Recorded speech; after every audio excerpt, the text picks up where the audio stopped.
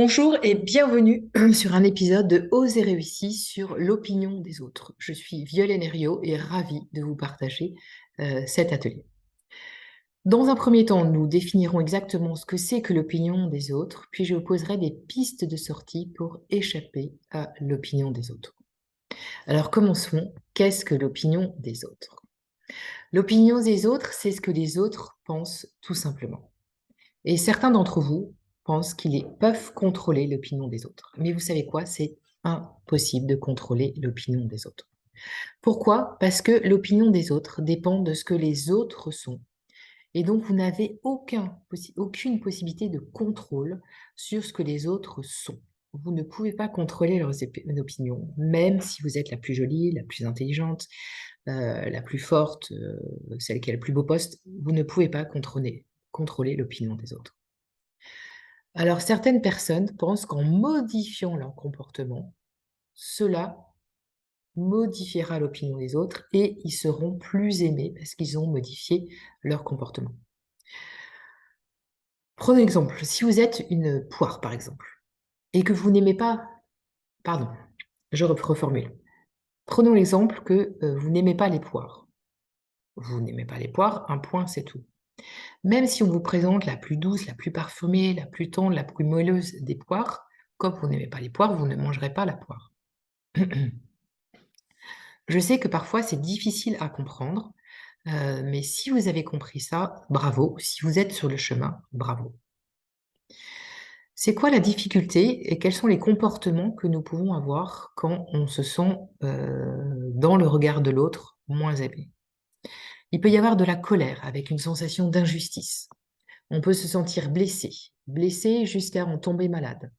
On peut partir en croisade pour convaincre l'autre qu'on est la meilleure personne. On peut ruminer des pensées comme quoi l'autre est fou, qui ne comprenne strictement rien. Je peux passer mon temps à démontrer que je suis la plus agile, performante, douée, et que c'est un vrai tort de ne pas m'aimer euh, parce que je suis la plus belle.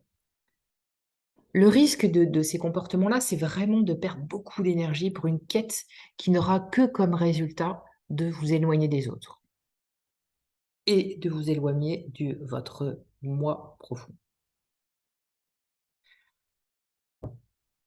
Si nous continuons à vouloir penser que ressembler à l'autre est une bonne solution, nous allons peut-être, alors que nous sommes poires, vouloir devenir une banane. Alors, je vais prendre l'air d'une banane parce que je suis avec eux, ou je vais prendre l'air d'une cerise parce que je suis avec une autre personne, ou l'air d'un kiwi parce que je suis avec encore une tierce personne. Et je pense que je me sentirais beaucoup plus aimée et absolument plus rejetée, que je serais acceptée si je m'adapte à mon environnement. Là, le risque, c'est de devenir caméléon et de ne plus vraiment savoir qui vous êtes. Une autre façon de vous faire aimer, c'est d'être qu'une pâle copie de vous-même pour pouvoir plaire à tout le monde. Donc, vous allez vous cacher pour pas qu'on vous remarque trop.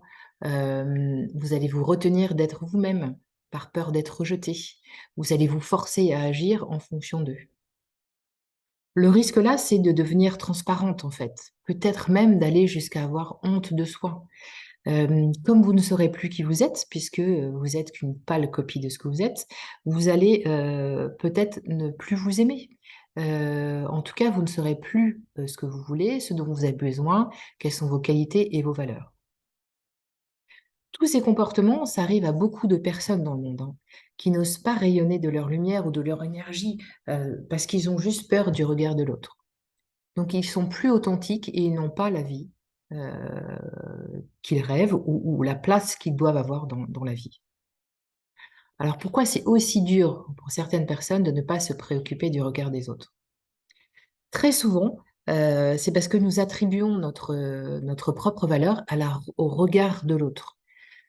Quand vous êtes enfant, en fait, vous construisez par rapport à des éléments de votre entourage. Vos frères, vos sœurs, vos parents, un peu plus tard votre enseignant, vos amis. Et ils vous donnent, pour vous encourager, des compliments.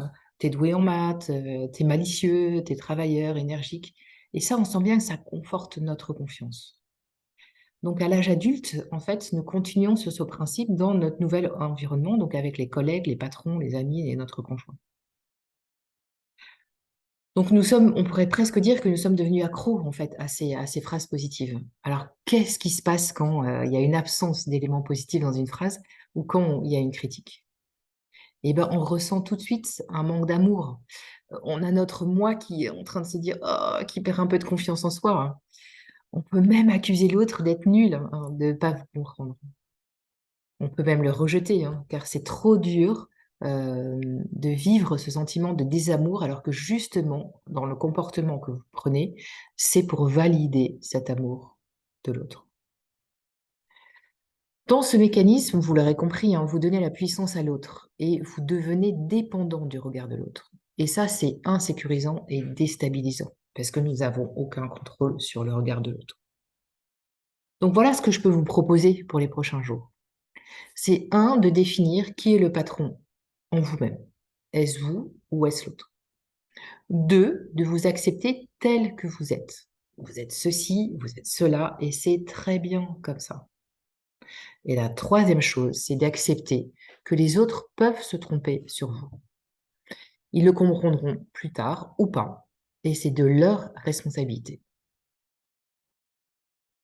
Le résultat de faire ces 3 points-là régulièrement, c'est que vous allez internaliser de plus en plus votre propre opinion, de reposer votre bien-être intérieur sur ce qui est bon pour moi, ce qui m'intéresse, ce qui me fait plaisir, sur mes forces, mes valeurs et surtout sur la personne que je décide d'être.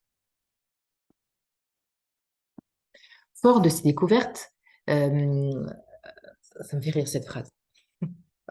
Donc je comprends avec ce comportement, je comprends que les personnes portent un regard sur moi et que cela reste des pensées. C'est des pensées que je génère, alors autant mettre des pensées qui sont bonnes pour moi, plutôt que de mettre des pensées qui me plombent, qui me tirent vers le bas. Et si ce mécanisme de donner de l'importance au regard de l'autre, vous pouvez tout à fait vous poser une question très simple. Qu'y a-t-il dans cette remarque qui pourrait me faire progresser? C'est à ce moment-là, souvent, que je propose de réfléchir à ces questions. Est-ce que vous aimez ce que vous êtes en train de faire? Le métier que vous réalisez? Est-ce que la tâche que vous réalisez vous convient? Est-ce que vous aimez, si c'est une critique sur votre, physique, est-ce que vous aimez la façon dont vous êtes maquillée? Les vêtements que vous portez? Le physique que vous avez? Si c'est sur votre environnement, est-ce que vous aimez les personnes, est-ce que ça vous procure du plaisir de côtoyer les personnes que vous côtoyez? C'est vous qui restez le maître à l'intérieur de vous. Vous seul décidez et vous êtes libre de cet espace intérieur pour vivre ce que vous avez besoin de vivre ou ce que vous voulez vivre. Alors régulièrement, il faudra faire des choix. Voilà. Par exemple, vous n'aimez pas la robe d'une de vos amies, alors qu'elle vous demande un conseil, vous n'aimez pas la robe et vous ne lui dites pas parce que vous avez hiérarchisé dans votre valeur et que pour l'instant, la valeur principale, c'est d'être une amie, en fait. Et donc avec beaucoup de bienveillance, vous allez trouver un point positif sur cette robe, mais vous n'allez pas lui dire. Juste après, une autre amie lui dit: «Bah, tu exagères, tu été une belle hypocrite là, tu pas osé lui dire que, sa robe était moche». Et bah, c'est là aussi où il faut le tenir bon. Vous avez fait le choix de hiérarchiser vos valeurs et vous avez préféré la bienveillance. Vous avez choisi de ne pas blesser inutilement votre ami, à la place d'une autre valeur qui est importante pour votre, seconde amie, qui est l'hypocrisie. Et ça, c'est de la responsabilité de votre seconde amie de voir que, vous n'avez pas utilisé cette valeur. De l'hypocrisie. Vous avez choisi de la première valeur qui est la bienveillance. Si pour vous, être authentique, est primordial dans ce cas-là, 2 cas de figure. Soit elle a acheté la robe et vous allez, lui proposer, quelque chose qui est vrai pour vous, donc la couleur, la forme, qui lui vont bien au teint. soit, elle ne l'a pas acheté et là, vous allez enfin, en tout cas, moi, je vais être vraiment authentique en lui disant qu'il y a d'autres robes qui lui allaient, mieux, que je préfère, cette robe-là ou cette robe-là, hem et elle en déduira ce qu'elle doit en déduire. Mais je ne dis à ce moment-là que des choses qui sont totalement vraies.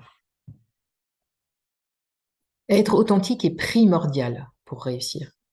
Il vous permet de créer en vous des pépites et de les faire rayonner à l'extérieur. Être considéré comme ci ou comme cela, ça n'engage que l'autre et en aucun cas un signe de désamour de moi.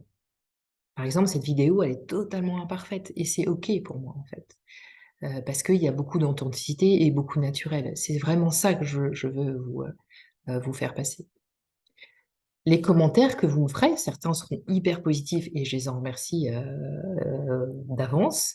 D'autres, seront là pour me faire progresser et les troisièmes, ça n'engagera qu'eux, en fait.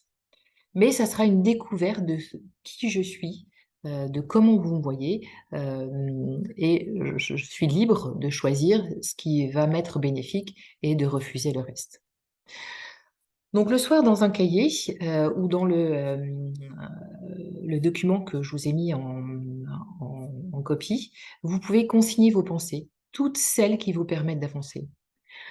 Aujourd'hui, j'ai découvert que, j'étais sensible aux émotions des autres ou que j'aimais la justice. Donc l'injustice me met en colère. Donc je dois remettre mes limites quand je suis en colère. Aujourd'hui, j'ai appris à ne pas me mettre en colère justement, mais j'ai pris du recul, j'ai été faire un tour, dehors, je suis devenue plus indulgente. Toutes ces pensées positives, cherchez-les à les nourrir quotidiennement. Si une pensée négative s'invite, c'est OK alors, passez-les aux 3 tamis de Socrate. Le premier tamis, c'est: «Est-ce que cette pensée est vraie?» Des faits et pas une interprétation des faits. Donc premier tamis, est-ce que cette pensée est vraie? Le deuxième tamis, c'est: «Est-ce que c'est utile pour moi? Ou est-ce que c'est utile à l'autre?» Je ne garde que ce qui est utile pour moi. Troisième tamis, c'est: «Est-ce que c'est bon pour moi? Est-ce que ce qui est en train de se faire, ce qui a été dit, est-ce qu'il y a un côté bénéfique pour moi?» À partir de ce moment-là, vous recréez une pensée positive que vous remettez sur votre cahier. Voilà, c'est aussi simple que ça. Je vous souhaite un très beau chemin, de reprogrammation neuronale. C'est terminé pour aujourd'hui et je vous dis à très bientôt pour une autre vidéo. Ciao, ciao!